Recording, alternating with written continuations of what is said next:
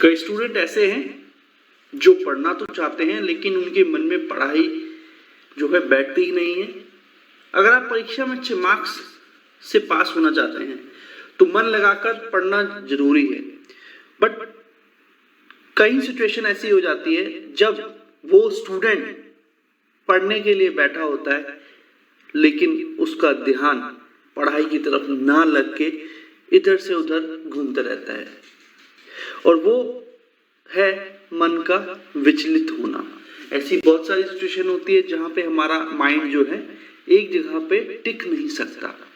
सो दोस्तों, मैं रोहित कुमार वैश्य आपके सामने अपने चैनल शिला युग पॉजिटिव पर आपको एक ऐसी टेक्निक लेके आया हूं जिसमें 10 पॉइंट्स ऐसे हैं जब आप पढ़ाई करने बैठे तो इस 10 पॉइंट का ध्यान बहुत आवश्यक रखें, क्योंकि उसके बाद आपका पढ़ाई में मन बहुत अच्छे तरीके से लगेगा।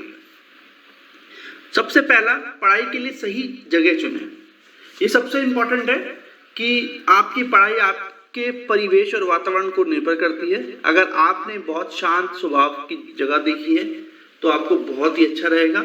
और पढ़ाई के लिए शांत वातावरण समझ लीजिए एक प्रकार का बहुत उत्तीर्ण सफर है।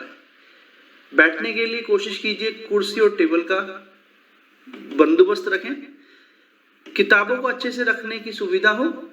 उस कमरे के बाहर डोंट डिस्टर्ब का बोर्ड लगा दे, या फिर ये अपने पेरेंट्स को बोल दे कि मैं इस रूम में भी पढ़ाई कर रहा हूँ, तो कृपया करके किसी को भी इस रूम में ना आने दें। लेकिन ये तो उन बच्चों की बात हो गई जिनके पास अलग रूम होता है, और जिसके पास अलग रूम नहीं होता तो वो अपना 1 से 2 घंटे अपने पेरेंट्स को बोल दें कि थोड़ा सा आप मुझे टाइम दे दीजिए, और उनके लिए लाइब्रेरी भी बहुत अच्छा ऑप्शन है।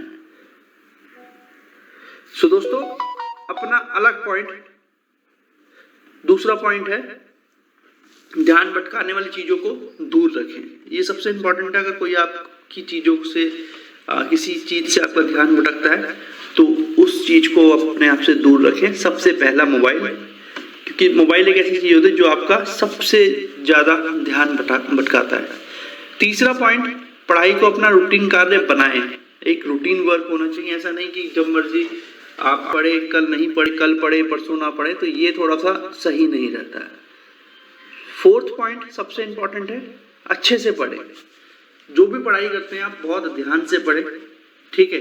जब आपने ये ऊपर के 3 पॉइंट अगर आपने दिमाग में रख ले तो आपका ध्यान 99.99% पढ़ाई में लगेगा ही। और किसी भी पढ़ाई को या किसी भी चैप्टर को करने से पहले उसको अच्छे तरीके से उसको पढ़ें। उसके बाद नेक्स्ट पॉइंट है अनुशासित रहें, मतलब डिसिप्लिन रहें। लंबे समय तक पढ़ाई के मूल मंत्र से अनुशासन भी शामिल है। अगर पढ़ाई में ध्यान लगता है तो अनुशासन बनाए रखना बहुत आवश्यक है। आपका मन भले ही एक तरफ से दूसरी तरफ और जाने लगे, परंतु अनुशासन की वो चीज है जो आपका ध्यान पढ़ने में मदद करती है।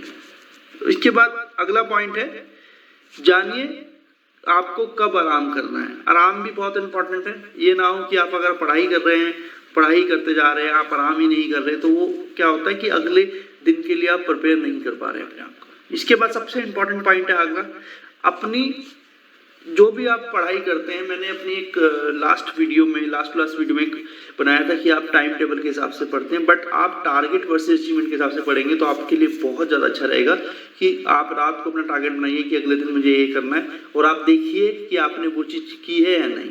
उसके बाद सबसे इंपॉर्टेंट पॉइंट है, अपने शरीर को समझे, अपनी बॉडी को अंडरस्टैंड करें कि मेरी बॉडी कब तक और कहाँ तक बढ़ सकती है या कितना लोड ले सकती है। अगर ज़्यादा लगता है तो आप उसको वहीं छोड़ दीजिए।